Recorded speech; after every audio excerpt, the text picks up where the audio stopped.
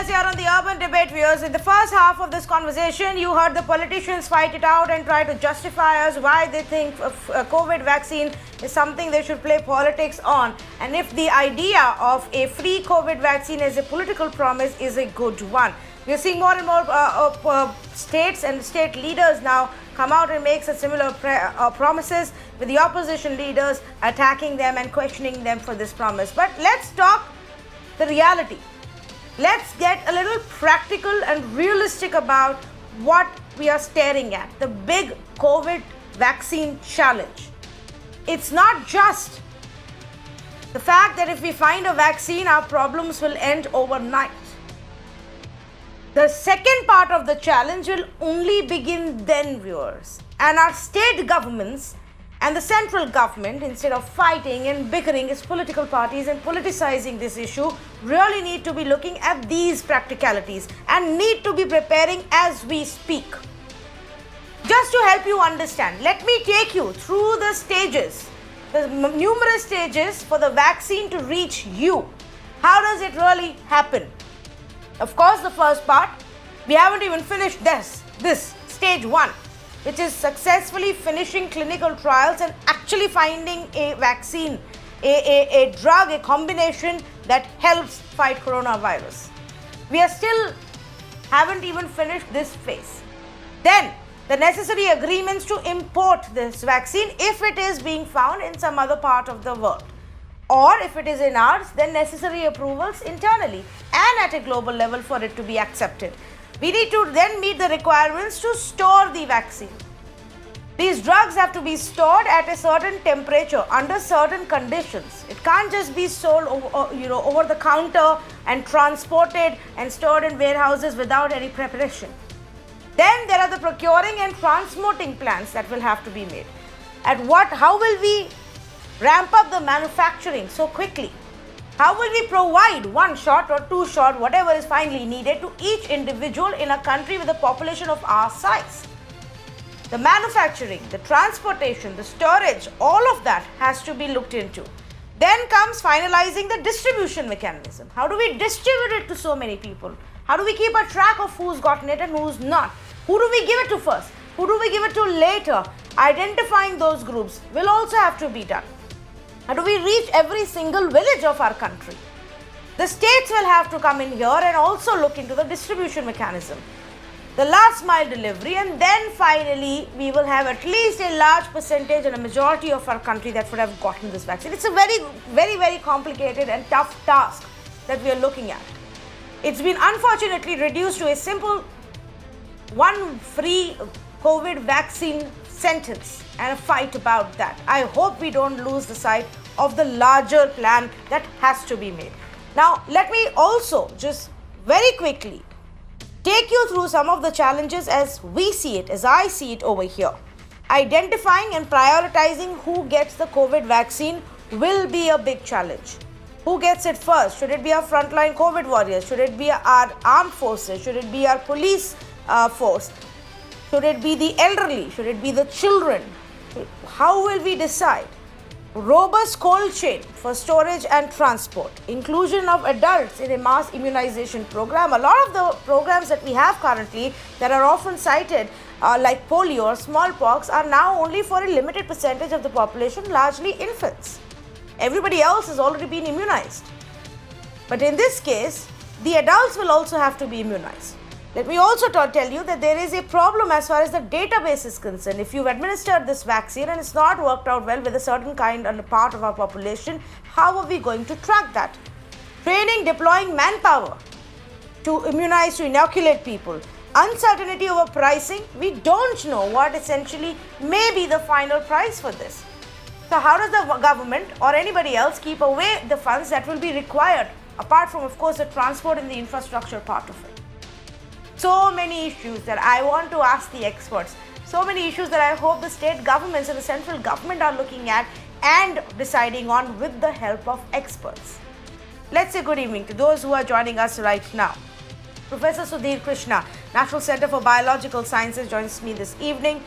I also have former Health Secretary Sujata Rao with me, Dr. Padmanabha Shenoy, rheumatologist and immunologist, joins us this evening, and Dr. Dilip Malvankar, Director for Indian Institute of Public Health and a member of the Gujarat COVID Task Force, also with us this evening.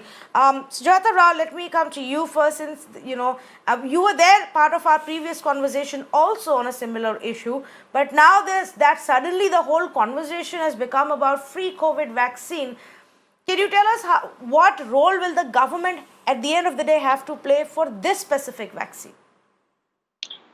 Oh, it's a huge role. Just, something like what you have already pointed out, Tanvi. You've mentioned everything that's important to know. I mean, we've been battling with just a limited agenda of vaccinating children. As you said, it's just a very small 15%, lesser than that subset of India's population. And now you're talking about the whole population. So it's a very massive task ahead. Now, when it comes to just taking the economic aspect of, say, a free COVID vaccine, of course, the government can always, it would be wonderful if they can provide it free of cost, but I have my own doubts whether, given the economic condition today, whether we would be in a position to be able to provide everyone a free vaccine.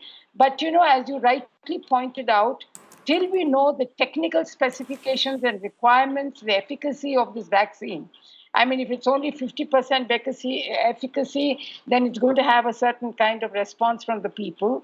If it is to be taken twice with just a 1 month interval, it will have huge logistic problems for us. If it requires a certain kind of temperature control for storage, that has another set of dynamics. So, we need to know, first of all, the technical requirements, and then the financial cost of what the private providers and suppliers are going to supply it to us.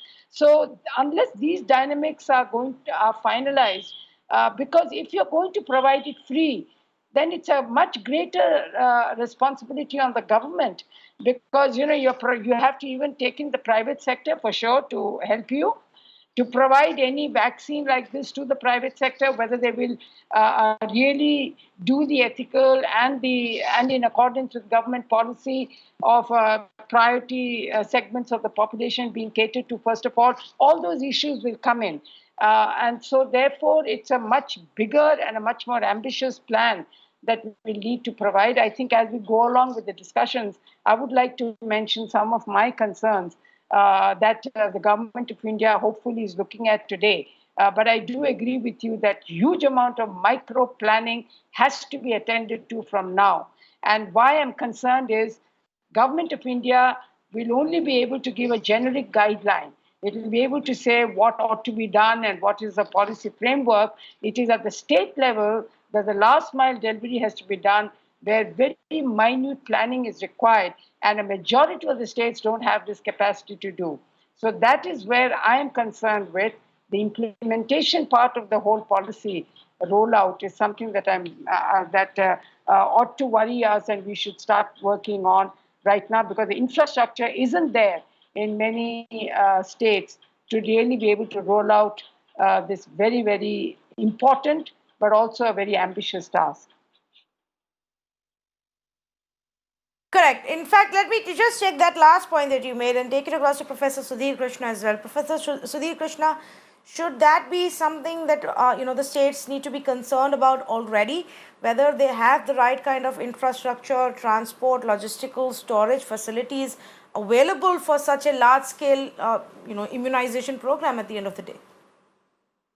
I come to that a little later and just pick an earlier point which was referred to, which was the issue of efficacy first. So, when you do clinical trials of vaccines, you're really looking at efficacy in terms of seeing what is the conversion at the level of the individual. But remember that there are two critical factors in this whole business. One is the question of herd immunity and the question of the local context. And what I mean by the issue of herd immunity, I don't know if you've followed and your viewers have followed the Great Barrington Declaration and the response, which is the Joan Snow Memorandum and so on. What we really need to analyze in the first instance is how is herd immunity developing in response to the vaccine? If you do good analytics, I mean, TIFR and Jayanti Shastri in Mumbai have been doing analytics of herd immunity without a vaccination process. But if other groups sit down and do good immune status, good herd immunity analysis, then that would be hugely important in designing your trials going forward. And the reason I say contextual is because do bear in mind that the way COVID has played out in different parts of the world has been very different. So if it's critical that we understand how our vaccination is evolving, how our vulnerable groups are being targeted, and so on and so forth. So that's the important issue, I think, about efficacy. It's very likely that there are going to be huge regional differences across the country. And so a good analytical plan from early on would actually allow us to do a fine tailoring of the whole process. Okay, in fact, I had a question on this as well, because many say that just if we had to assume that it's one of the first vaccines to go through is not, from India, but is being actually worked on and developed, and the trials are being conducted elsewhere, will we have to separately first test it out here before we roll it out, at a larger scale, Professor? So it would be a mistake to only take on one candidate. That would not be a wise thing to do. I think we should take on multiple candidates because one, for the technology values, there are huge now technology differences across the vaccine, and this is an opportunity to move up the technology value chain. The second is we don't know what is the efficacy differences, the herd immunity differences across the system. If you take the Serum Institute Oxford vaccine, one thing that's always been puzzling me is how will you do a boost with an adenovirus recombinant? So an adenovirus recombinant, if you use it twice, would essentially amplify the backbone. And this is something that's been puzzling me hugely. The wise strategy would be to challenge with to do the initial boost, the initial priming with the adenovirus recombinant, and then do a single protein or a single nucleic acid delivery for the booster.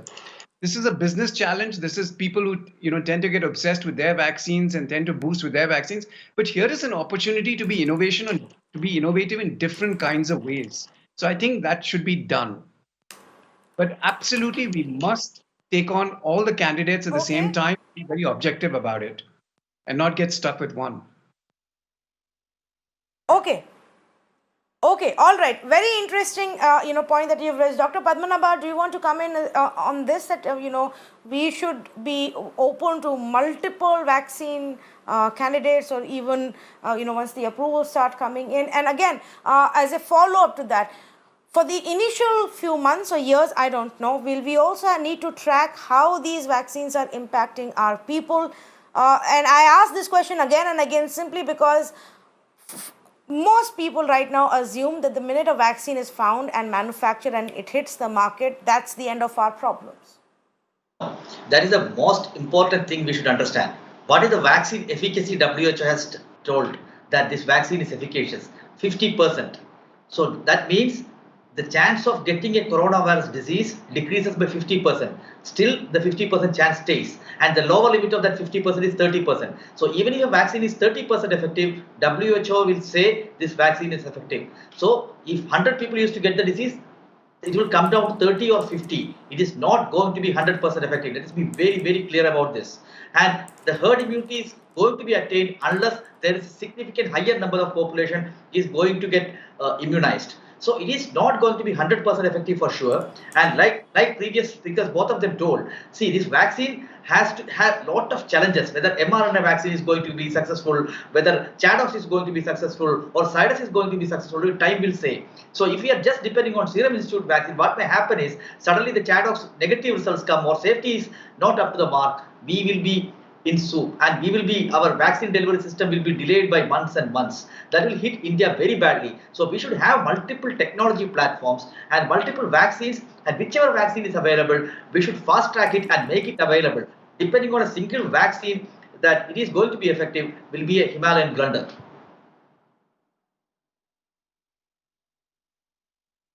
Okay, interesting that you say that. So let me come to the other aspect that I had raised, and which was about the challenge of transport, of course, and this I'm saying once we figured out large scale manufacturing, but after that, how do we get to the people? Dr. Dilip Malvankar, what would it entail from our states and the center to get the logistics sorted for the COVID vaccine? Thank you very much. My sense is we are not for the first time doing any vaccination. Vaccination has been going on in India since 1950s. We eradicated smallpox We eradicated polio. So it's not a new game so that it becomes so difficult. I think we have the wherewithal. Of course, we are not in the best position, but we have child immunization throughout the country, one of the world's largest after China child immunization program. Cold chain is set up, officers are there, people are there. So we have the infrastructure. Of course, there are problems, capacity, cold chain, etc., but it's not unsurmountable. Second is adult vaccination. If you see, we have been vaccinating pregnant women for a long time, and 95% upwards of our pregnant women every year are vaccinated by 2 doses of tetanus. So it's not that great a challenge once the vaccine is available. On the other hand side, if people think or media thinks that once vaccine is available, disease will go away, I must remind you, it took 200 years after first smallpox vaccine came to eradicate smallpox. And world tried to eradicate smallpox by vaccinating everybody, and it was impossible. Then they figured out in the last 10, 15 years of smallpox eradication that you really don't need to vaccinate everybody. The disease is not uniformly spread. Even today, if you see the top 50 districts, I don't have the data, but earlier we had in June, July, I think, made an estimate. Top 20 districts and cities at that time had 80% of the 75-80% of the disease. So you don't have to vaccinate the whole country. There are large parts of country, there are very little disease. So you first focus, if I would suggest, first focus on top 20, 30, 40 districts where the disease is the maximum. And there has been one map which I just saw today. There are some parts of Maharashtra, Karnataka, Kerala, some other states where it is maximum. So first focus on those 50 districts. Second is, of course, what groups to vaccinate, depending upon what vaccine and when it is available, how many doses. Of course, the government has made a strategy. There's a whole working group, Prime Minister reviewed it. So all the COVID warriors, doctors, nurses, health workers, then police, then other people, including waste pickers, etc., who are at the highest risk of disease. And then the people who are older, say 60 years and older, 50 plus with comorbidity, where the mortality is higher. So if we do that, you don't need to vaccinate the whole country. Many studies are now coming up saying that 30, 40, 50, 60% of people are already having some form of immunity. We are saying this is a new virus, but lots of people have some kind of immunity. If one case happens in the home, not everybody gets affected. Our secondary analysis of global literature showed that only 10 to 20% of household contact who live with the case get the disease. So we have to have a very good plan how to reach the most vulnerable and where the transmission is the most, because the whole idea of herd immunity is you want to stop the transmission. Thank you. Okay, fair enough. And actually, that's a very important point to highlight what you said, that, it's not necessary that everybody has to get vaccinated. And that's why I keep saying, even for us to ensure that a majority or a large percentage of our population gets vaccinated is what we have to look at. I just want to also take our viewers through what has been, told so far by the government itself. And now I'm quoting from the government's own response in the Rajya Sabha a few weeks ago in terms of what the government is doing to get the vaccine to you. So there is actually a system and a network that exists called the Electronic Vaccine Intelligence Network. They're already working on enhancing this entire network because this is going to help them keep a track of the record of where all the vaccine has reached. Now, this will address needs for distribution and tracking of the COVID vaccine.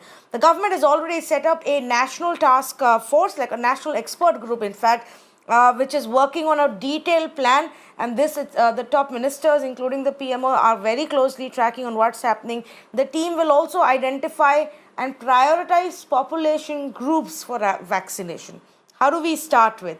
Then they will have to look into the inventory management as more and more of these vials get manufactured, wherever they get manufactured and are brought in, and how they are delivered, that entire detailed plan. It will also assist in selection of the delivery platforms or ways and different avenues via which in far off places also we can make the vaccine available. All of this is being looked into, and there is this one team that has been set up to do that. I will come back to the details of the Electronic Vaccine Intelligence Network, but let me, if I can go back to Sujata Rao, because Sujata Rao, you said you wanted to raise a few more points that the government needs to be looking at right now. What were those? Well, you know what I wanted in this context of, say, just the vaccine, it's not only a question of having the vaccine and distributing it. There is a quality assurance protocol that needs to be put in place. And there is real infrastructure development that we need to do in that context of having laboratories evenly spaced out to do this. You know, after all, when the government procures vaccine, there's a certain procurement and quality assurance protocol where, say, 20 batches, one is taken out random and sent to the laboratory to see whether it is matching with the standards that have already been set. In other words, is the manufacturer sending some rubbish to you, which he showed to be good when you were buying it? That's a quality assurance part of it. And we had immense problems with the assurance, the quality of even polio after many years of the experience that we had. So this is not something that is small and a small matter, and we need to have adequate laboratories with this kind of stringent quality measures being put in place. That's very, very vital. The second is that, you know, our own human resources. I mean, though I agree with all the 3 points that Dilip made, that we have the experience, the whole country doesn't need to be vaccinated. At some point, the herd immunity will kick in, hopefully, and so on. But at the same time, measles, if you remember, never really took off, which polio did, largely because polio was easy to administer, just put 3 drops in the mouth, whereas measles needed a injection. And, you know, so this training of our human resources, something Ashas can't do. We have to train a large number of people on using safe needles, in ensuring that the vaccination is done properly, and the disposable needles need to be provided. I mean, there's a whole lot of protocols associated with that kind of setup. And associated with this issue is the adverse reaction. I mean, you know, we really don't, I don't think we should push things under the carpet. India does not have that inadequate measure, the technical capacity to do very good adverse reaction surveillance systems, because I saw it not many years ago when 4 children died in UP due to measles vaccination, and we got very unsatisfactory reports from the best team that we thought we'd put in place, and to go and examine why that happened. And that knocked out the whole measles program in UP, and we could not go back to that state for 2 years. So it's very, very critical to ensure minimum damage or minimum, trust is a very important thing in this vaccine business. First of all, if you're starting with 50% efficacy and then somebody gets an adverse reaction, believe me, even if you give it free of cost, nobody's going to take that vaccination after that. So these are very sensitive, very key issues, and we need to do a lot of human resources training, manpower deployment, proper quality assurance mechanisms have to be kicked in. These are issues that worry me because we are a bit weak on that. And alongside with that, we need to do a whole lot of behavior change, because if it's only going to be 50% efficacy, there are 50 others who need to continue wearing the mask and be careful and bring in that behavior change towards safe practices. Okay, interesting the points that you've actually raised, and I actually wanted to ask Professor Krishna if he wants to come in as well on this, of what the government needs to look into.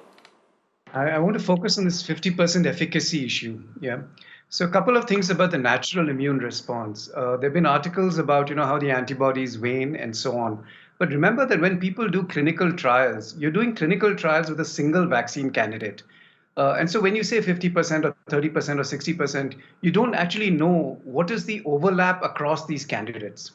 So I think it's very important to try and assess what is the immune parameters which are being activated in a given vaccine candidate, and then also compare them across in the same pool. so that then you can actually think of cocktails and so on and so forth. I mean, the famous Trump example recently, where he got a therapeutic vaccine cocktail. I mean, we should be thinking about multiple strategies. We should be innovating as we evolve, and that will only evolve apart from herd immunity and efficacy, if we do a micro analysis at the level by which actually studying the immune responses to given individual vaccines. Maybe one of them is giving a better T cell response, one of them is giving a better immune, at the level of antibodies. There might be genetic restriction issues. Some of the arguments that we've heard about, the fact that there's a distribution variance across the country, we don't actually understand that very well. So in parallel, we should try and understand why that's happening. And then, you will actually get a response where you may not have to vaccinate everybody, because you'll actually have a better understanding on the ground level.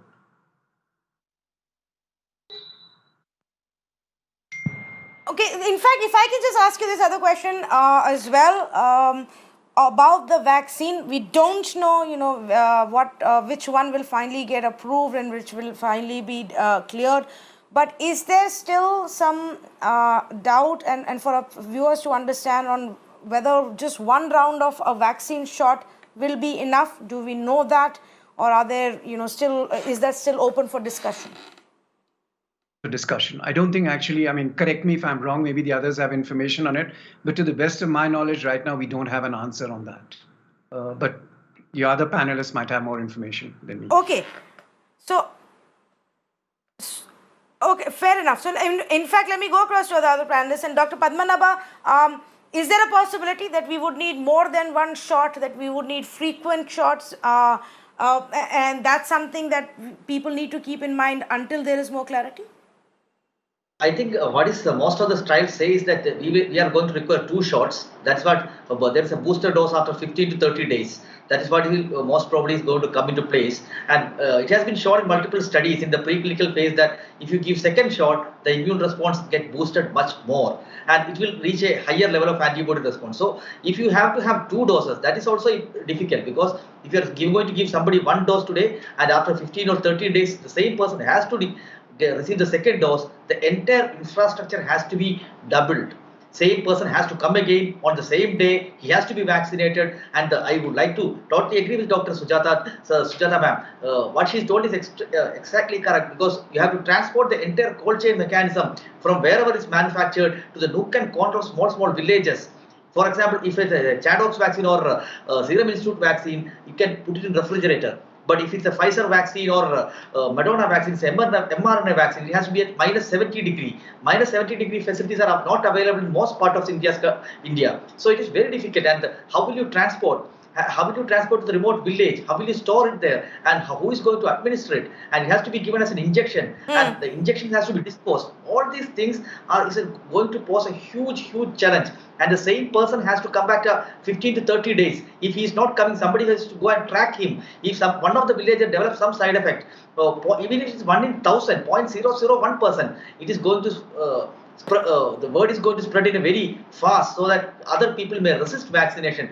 And the last point is, the fake vaccines also may appear. Black marketing can happen. And how is going to prioritize? In a country like ours, we know at village level, people will take money and give vaccines. And there can be fake vaccines which can be mimicking the original vaccine. All these things are going to pose a huge challenge on the healthcare infrastructure of the government of India and the country as a whole.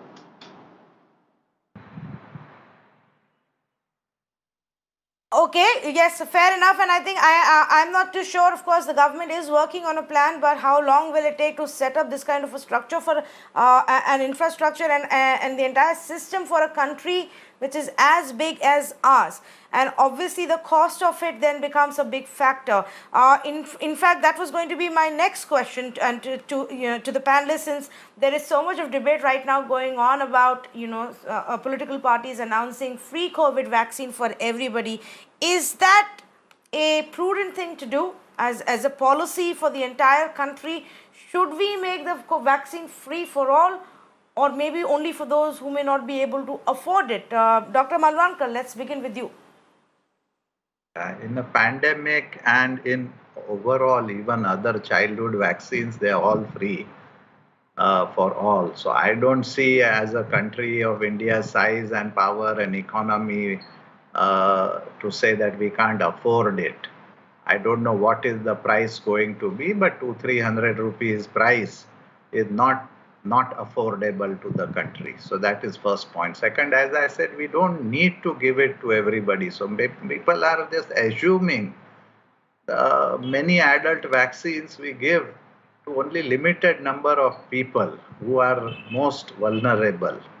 So I think we must have it free, otherwise it will not reach many people. Of course, if the government decides that we don't want to offer or we don't, the bill is so high, then maybe bottom 40, 50, 60%. But if you look at India's income distribution, my rough collection is that below $2 a day, which is like 150 rupees a day, 70% of Indians live below that figure. So whom are you going to charge and whom are you not going to charge? Maybe top 20% can afford, but bottom 80% will have to be given free.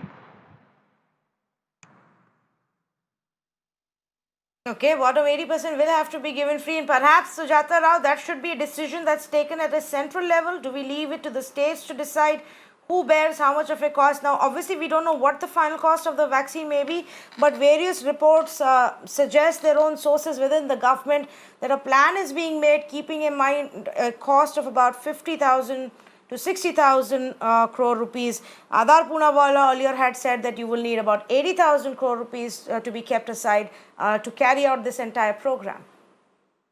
Oh, well, Poonawalla was kind of pricing it at 1,000 rupees a dose. I don't think it will be that high. Once you procure at the scale at which we are talking about, the prices have to and will definitely fall. For example, hepatitis B vaccine used to cost us 700 rupees. When government entered and asked for a much larger, when they did mass procurement, that the whole thing fell to about 120, and later on, I don't know what it costs now. So, the prices will crash the minute you have scale. And as earlier speakers were saying, if you have more than one vaccine, not only Poonawalla's, but Bharat Biotech will come up definitely, and others. There will be a competition, and there will be competitive pricing. So I don't expect it to be 80,000 crores. But still, given our economic condition today, as I said earlier, it would be ideal, of course, if it was free for everyone, because we need to get people to take this vaccine in the larger interest of social security, But the point is, it will have to be based on what is going to be the cost.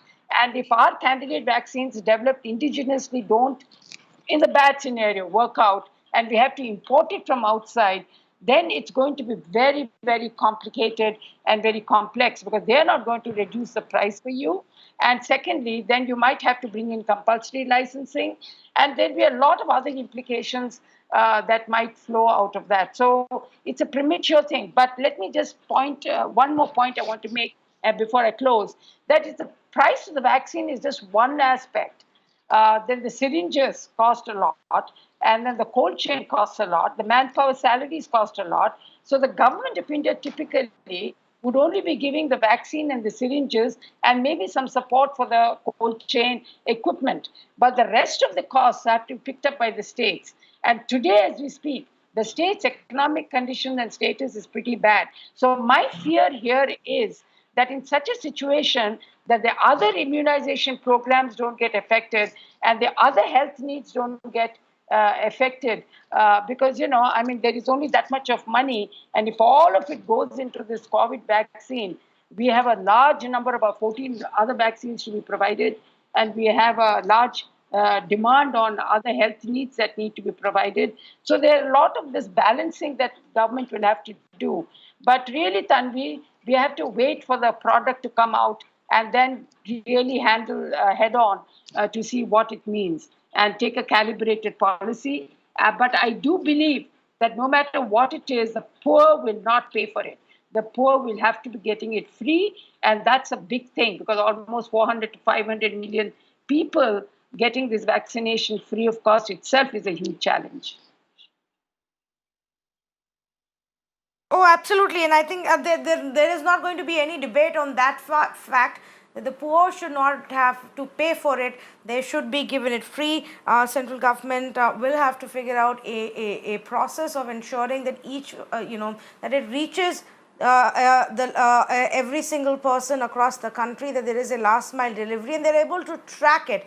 I think the tracking of the vaccination program itself is going to be a bit of a challenge, because right now we are looking at a larger percentage of people who need to be vaccinated. It's not just one demography, one age group or one area where it has to be done. Completely out of time. I'm going to thank all of our panelists for joining us and very quickly just take you through some of the highlights that have been reported basis the recommendations of a working group to the central government. Now, these are just recommendations of a group that was found to look into this matter, and of course we don't know what finally the cost of the vaccine is going to be. But if you approximately consider that one injection could cost about 150 rupees, that means that each person needs to get 2 shots.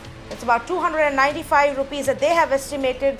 Then you add to it the infrastructure cost. What will it take to create a system so that this vaccine can reach everybody? That's about $2 to $3 per person as per this working group's own recommendation. And then they say, so the cost of vaccinating each person will be about 515 rupees approximately. And if you look at a population of 1.3 billion, you should at least have about 50,000 crores with you. So all those political parties who think this is just going to be a jumla or a political promise that they can forget about, I think they need to get down to real business. Each state government and the central government needs to start working seriously and together to design a plan while we wait for the vaccine to be found. Everything else can at least be put into place. Completely out of time on this conversation. A big thank you to all of our panelists for joining us.